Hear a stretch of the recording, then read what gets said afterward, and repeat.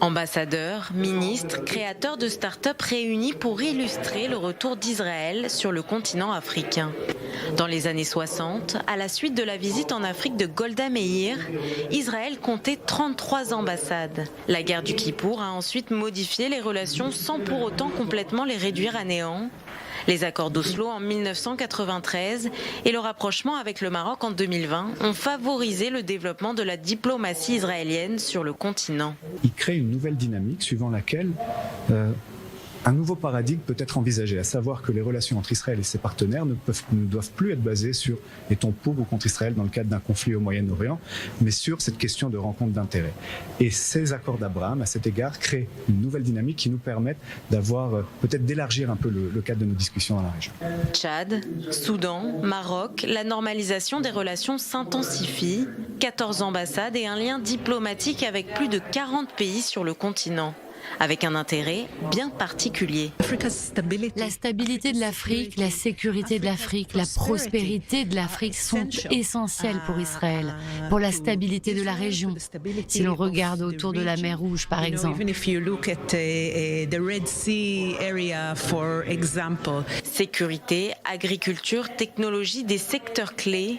La formation et l'expertise israélienne sont recherchées. Ne l'oublions pas, Israël, il y a 70 ans, était un pays en développement.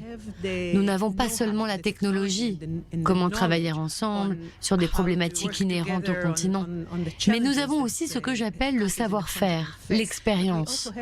Nous sommes passés par là, on l'a fait. On peut partager cette expérience avec les pays africains.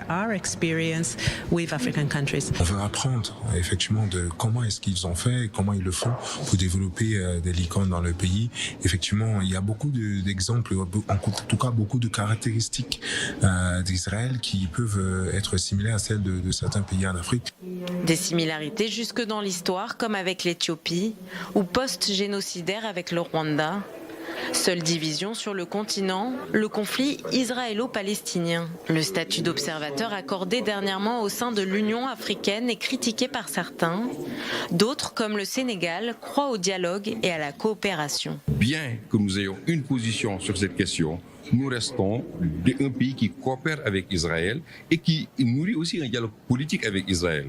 Nous pensons que le Sénégal pourrait jouer un rôle dans le rapprochement des positions des deux parties pour qu'une solution heureuse puisse être trouvée à ce problème. Une nouvelle idée du monde africain où Israël semble avoir sa place.